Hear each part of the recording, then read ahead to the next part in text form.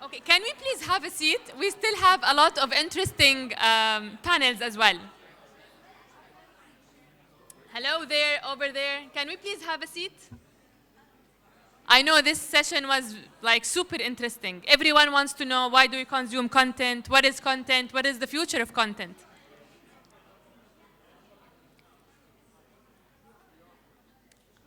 Every startup has a dream to exit and become a unicorn. However, in this session, we want to challenge this narrative and ask, is it time to think like a camel instead of a unicorn? CB Insights reported in 2022 that there are 1,100 unicorns worldwide. Is this the correct approach?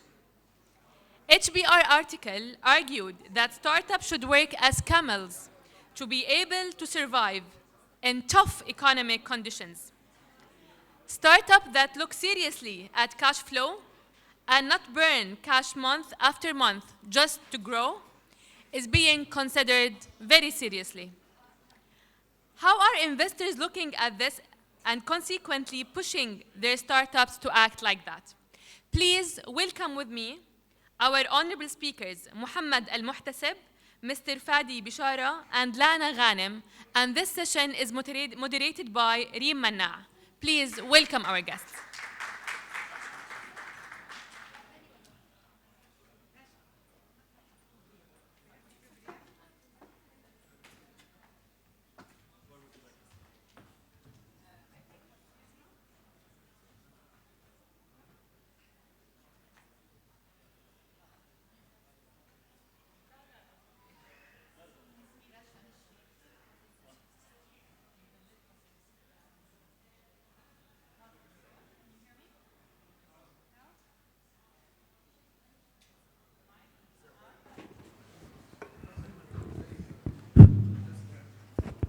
Yeah. So اسمي رشا مشري. Hi. كيف كون؟ غنية عن التعريف. لا, I think عرفتني ريم. So we have 25 minutes for this panel, and we have 3 great speakers for us to chat with. But what we've decided to do is to not do the formalities, no intros, titles and names are on the screen, bios are on the app. I think maybe what's relevant to know is Manaa Lana, who heads a corporate VC based in Jordan and investing internationally. And we have Mohammad, who heads a fund of funds based in Jordan. Fadi joins us from Silicon Valley, and he set up an accelerator there. He's been there for 36 years and is an angel investor. For that said, the session تاعتنا is titled, based on an HBR article that talks about entrepreneurs needing to think more like camels rather than unicorns. And we, of course, all know that unicorns is the term given to startups that are valued at $1 billion. And we're not contemplating whether we want to be investing in billion-dollar businesses or not, but the conversation is more around the route to growth. Is it unicorn style? Is it growth at all costs? Is it burn, burn, burn? Don't worry about monetization today, just get the users, get the data, and constantly be fundraising and fuel growth through fundraising? Or is it more camel-like? It's more balanced, organic, diversified growth. It's about managing your costs and your cash flows, focusing on profitability rather than valuation. They don't need a constant stream of investments, and they fund for fueling growth. So that's what we're going to be discussing. That's the context. Habda maki Lana. Given unicorns are basically horses with horns, and horses require 50 to 70 liters of water a day, and camels, which live in harder conditions, require or can go up to 2 weeks without water. How does this relate to the ecosystem today? And what are your thoughts on that? Sure. Thank you, everyone. So I think this whole mentality of growth at all costs, you mentioned Russia, is gone. Where maybe I'm stating the obvious right now, but we're living in a period that's characterized by inflationary pressures, rising interest rates, recessionary fears. So, I mean, if you look at the data, quarter on quarter, global venture capital funding into startups in terms of the number of startups as well as the amount going into startups has gone down significantly, I think by 35% actually quarter on quarter. And if you actually compare it to the peak, which is Q4 of 2021, it has gone down by around 60%. With that being said, this year is actually the second highest investment year on record. On the VC LP side of things, if you look at the US funds, they've raised, I think, around $150 billion in the first 3 quarters of this year, which already surpassed the $147 billion that was raised in the whole of 2021. So, to answer your question, there is plenty of cash sitting on the sidelines, plenty of dry powder, but investors have become pickier. So now I think they've adopted a wait-and-see approach for the past few months until valuations reset. And now that they've reset, we're seeing a lot of activity in the market in Q4, a lot of money being poured into startups. And as a corporate VC ourselves, we're generally more patient than our financially driven counterparts. So when we look at returns, we don't require the 10x return. We require 2x, 3x. If we return the money, it'll be great. In terms of investment horizon, it's not limited to 4 to 5 years. We can do, obviously, much longer than that. So we've been, it's within our nature to invest in Camels, and we've been investing in Camels since the get-go. Obviously, we're seeing a lot of changes in terms of, our financial-driven counterparts. Like they're looking at or giving more emphasis to metrics like burn rate, balancing growth and cash flow, looking at, startups, making sure that they have a lean team and org structure, because the last thing you want, which could actually deter the reputation of the company, is the headline that the company is laying off employees. So now startups or founders are being I guess more self-aware, and they recognize how important it is, at least in the boardroom, to discuss cash burn and extending their runways.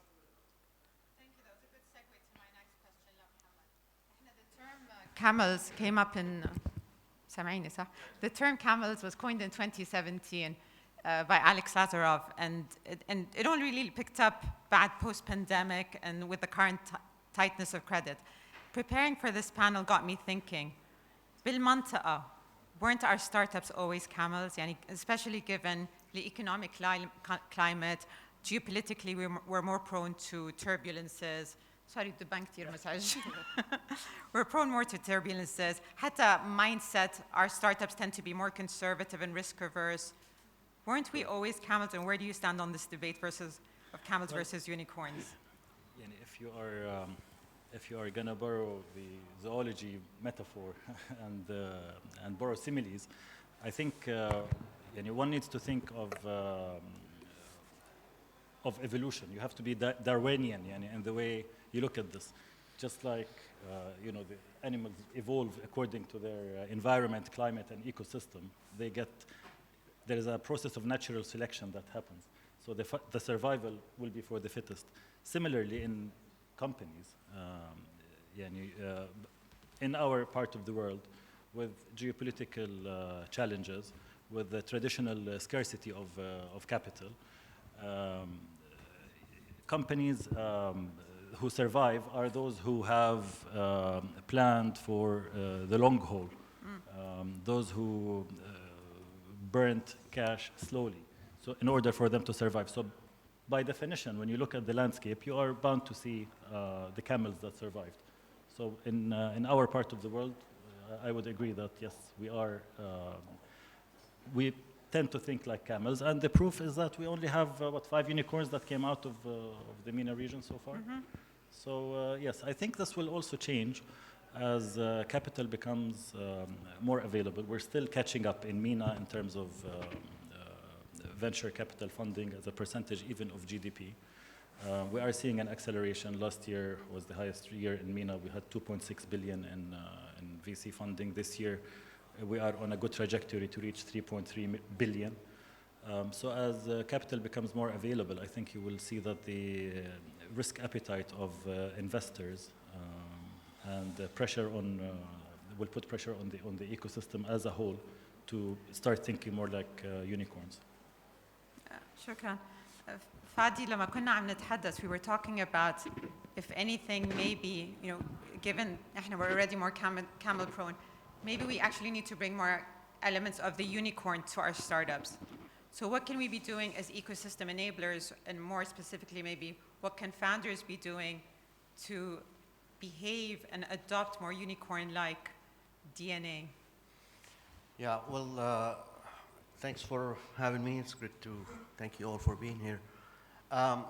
There is something that I think we need to just acknowledge from just contextually. This whole ecosystem is in the region. Entrepreneurship, high growth, fast growth startups is new. I mean, we're not, it's less than 10 years that we've been seeing good examples. We've had some odd good things that they get drifted with, with the momentum of the global market. And I think a lot of this notion of unicorn got pulled up because a lot of more unicorn were created on a global scales and in the US in the last 5-10 years. And it helps like a perspective of this ecosystem to believe that we could also do it, and we can, we could get to this valuation. But one thing that we need to acknowledge is the ecosystem still not ready for this, and there is something that to be thinking of that, which is, yeah, we want to see big successes, and if the best way to measure the successes right now is the the financial valuation, okay, let it be that way.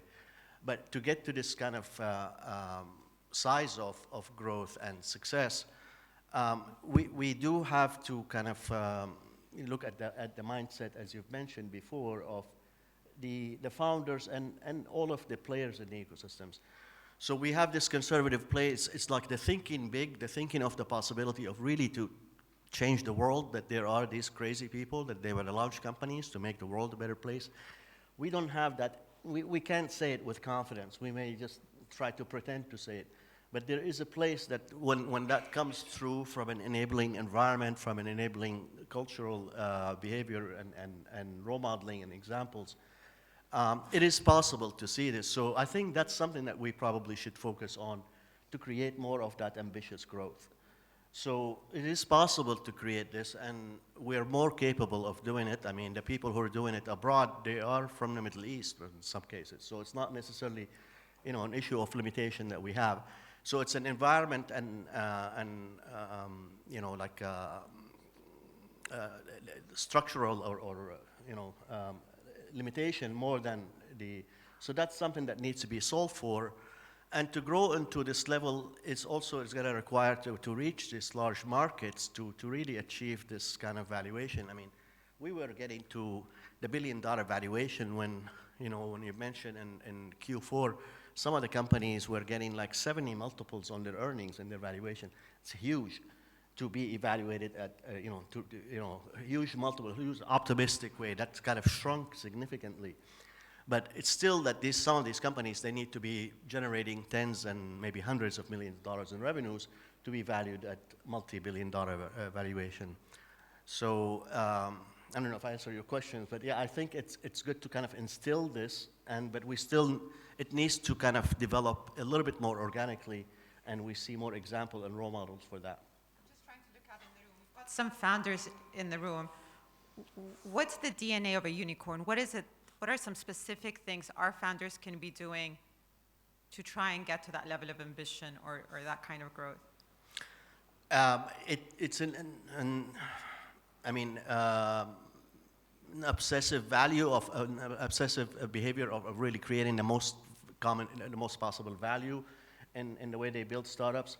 So they're focusing, that they have really a very strong connections to a vision that they see clearly about a possibility of many people adopting their products, and why their products is much better than the others, and how they're going to reach that. So it's it's not simple when you start in a small market and a lot of restrictions. That's right. Lana, your funds invested in 18 startups internationally, only 2 of which are in the region. Have current economic climate changed your investment pace or appetite? And I've got a 3-part question. Like, that was the first question. And then second, what are some trends you're seeing in terms of investment allocation, and how have your founders' behavior changed as a result of these conditions? So to answer the first question, we're still very active investors. This year, I think we've invested in 6 companies to date. Although on average we usually invest in 3 to 4 companies, so we've surpassed that number already. The valuations have come down to earth, and when the trends that we're seeing is if the company is doing well and they're raising, the positive thing is if they can actually raise at a flat round. So we're seeing a lot of down rounds. If the company is doing well, they're lucky if they're raising at a flat round. It's an investor's market. There's still a lot of money being poured into seed and Series A companies. At the later stage, a lot of investors are looking at things like burn rate, unit economics, and the interesting thing is that we're seeing a lot of internally led rounds. So existing investors have been either bridging the growth of these companies to reach that new inflection point, and they don't want to go out to the market with a priced round so that it doesn't basically dilute them and dilute the founders. So these are kind of the trends that we're seeing. In terms of the founder behavior, as I mentioned, we're seeing that their expectations again have come down to earth. They're more realistic, and I don't know whether it's the recency effect, but I think this is going to go on for the next couple of years, and then unfortunately they will forget what happened, that they've gone through this very difficult time. That's the nature, I guess, the human nature. But for now, they're more appreciative of, I guess, investors that are on their cap table. They're more receptive to taking, pieces of advice. And we've been doing a lot of hand-holding. So that's what we've been busy with over the past few months. We've been, working on introducing them to new investors. And given that we're a corporate VC, we've been introducing them to our Hikma colleagues who can actually be potential customers. So, we're putting on both the financial, I guess, and we're providing them with the financial support, but also trying to kind of increase their customer base as well. Shukran. The 2009 economic recession was actually a launch pad for quite a few unicorns, including Airbnb, which apparently the term now for that is unicorps. Not anymore. Unicorps, exactly. Uber, Instagram, Pinterest, WhatsApp. Given the levels of uncertainty, is this the right time to be investing in what's new and unknown and unproven? Absolutely. Well, not unproven, but it's the right time to invest in innovation in general. Okay. I think. How has ISSF been doing this? Well, us particularly, we are primarily a fund of funds. I don't want to talk about the ISSF, but we are a fund of funds, so we sort of outsource that decision to our partners, to the funds that we invest in, the likes of Oasis and Propeller and others in the room. I believe strongly in free market dynamics. I think that these funds are very smart, and the process of natural selection will kick in, and they will pick the best companies that are out there across different verticals, and they would double down on them.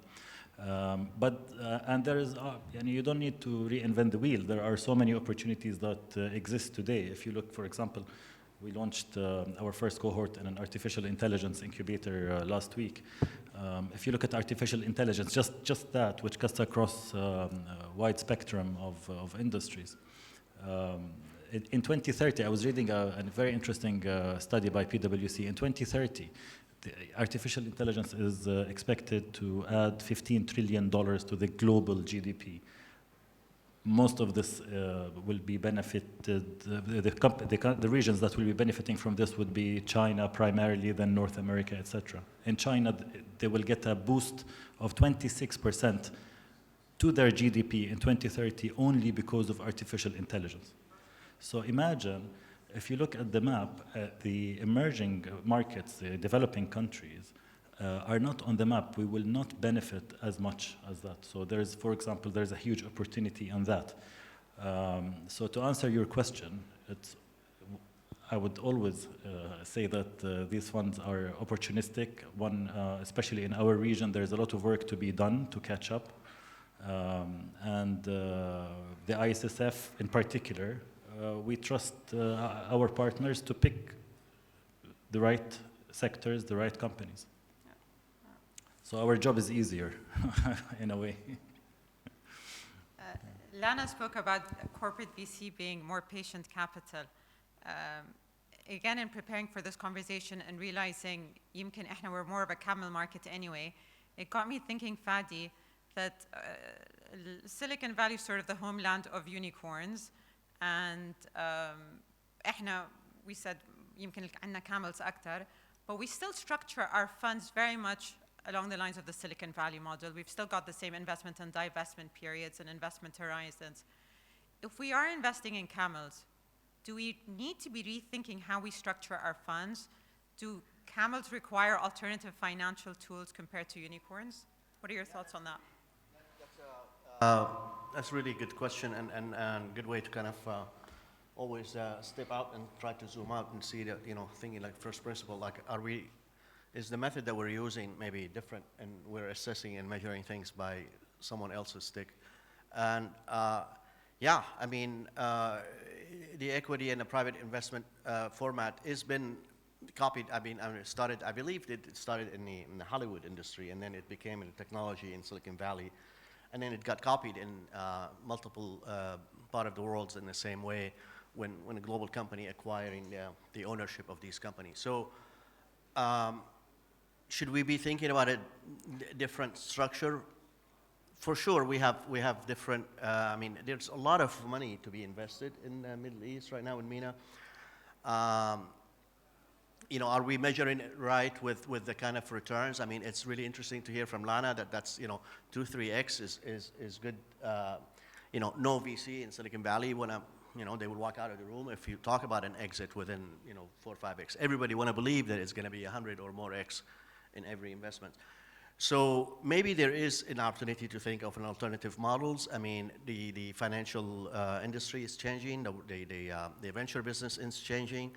Even Silicon Valley Ventures and model of Sequoia is opening and staying in companies that they fund for long term, and an opening for that kind of also participation. So there is an evolution to the venture business, and there is a possibility also with the new financial tools and decentralized finance possibly. I mean, maybe we could leapfrog into a new model. Maybe we could be innovative with it. Maybe we could be also simplifying and looking at models that can provide returns on, profit sharing, and a combination of profit sharing with long-term equity model.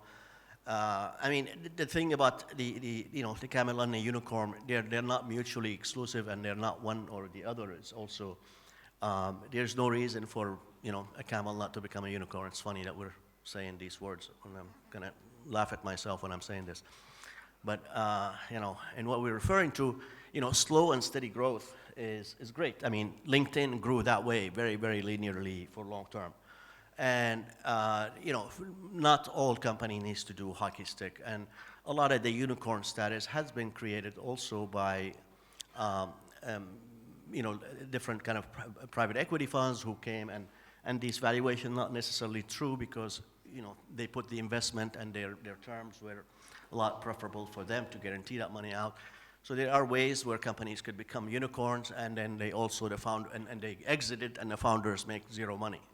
So these kind of things have happened multiple times.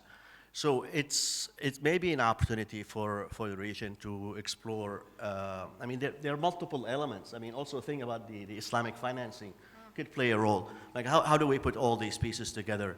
To my understanding, the blockchain and decentralized finance also is in compliance maybe with the Islamic finance. I'm not an expert in either one of the domains.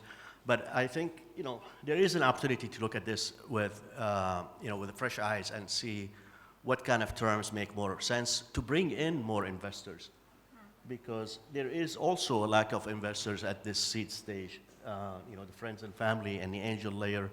So could we bring these people in a way that has a different risk factors that they could, liquidate at earlier stage if they have an option, if you tokenize some funds or something like that. A lot of possibilities to look at it from a fresh perspective. So really interesting question. Yeah. Mohammad, do you want to give a go to that question? You speak about a hybrid. Yeah. You speak about a hybrid animal as well. That came up in the conversation with Rasha 2 days ago. That ideally, you'd have a unicorn with 2 humps. So you can call it Two humps in a morning. exactly. So it's a hybrid, and I think Camel corn. camel corn or camicorn or unicamel. But thoughts on structuring funds, have we just created these funds without much thought as to does it make sense for the kind of companies we're investing in? Again, I would leave it to the market. Tell us But more. I mean, we've seen sort of experimentation, even locally, with alternative financial tools, sort of hybrid mezzanine finance, where it's revenue sharing. It is being tried. So it still needs time to get traction. Sometimes, although it's easy on the cash flow and from a risk perspective of the borrower, it can also be expensive in the long term. So it actually can be 20-24% interest. So you need time to adjust. The market needs time to adjust for new tools. For now, this is not to say that the venture capital model today doesn't work. Especially, I was discussing it actually with our friends last night from MEVP, and we were saying that it depends on the stage. So if you're in the early stage, then the lifetime of your fund is one thing. You need to be patient. If you are a fund that invests in Series B, then it is reasonable to have expectations of exiting with having a 10-year fund and exiting within 10 years. Yeah. So I think we've got time for one last question, just going down the row. One advice to startups in this period of uncertainty. نبدأ معك Lana. I guess just make sure that you have a good governance structure and listen to people you have on your board, because their advice is very valuable. They've seen this. Yeah, I guess investors have invested in multiple companies, so they know what works, what doesn't work, etc. So definitely listen. yeah, pivot. Yeah, Okay. I agree. Fadi? Yeah, it's. I mean, this is the life of entrepreneurs, the cycle of the startups. There's, the challenges come, and this is a very tough testing period. Definitely, this is the time to be more conservative, to make all your decisions based on data, test, thoughtfully, move carefully with your spending and all of this, and surviving this period is definitely, it doesn't kill you, definitely make you stronger. And these are the challenges. That's why we've seen unicorn and big company success come out of down periods. Because if you're able to really, sustain, survive and pivot, doing the right moves, making the right decisions, leverage your network of mentors and experts and investors, get input, get advice, listen, and be realistic. Yeah, this is the time to be real, not to be, too much in the wishful thinking. Yeah, I agree with what's been said, and I would add that ultimately you are there to do business. So do not ignore the basic business fundamentals, because what maintains your value at the end of the day is to have a sound, feasible business that delivers profit on the long term. You are not in the market to raise one round after another. So the intrinsic value that you create by perfecting your business model, not growth at all cost, is your insurance. It's your protection, and this is what holds your value in the long term and guarantees survival. Otherwise, you're fundraising one round after another, and you become dependent on burning basically investor money. So fundamentals count. I believe in fundamentals. And what I'm hearing is our investors in this part of the world probably sound more ambitious or more optimistic than our Western counterparts, and we still have dry powder بالمنطقة. Yeah. And so hopefully it bodes well for our startups. Yeah, we are.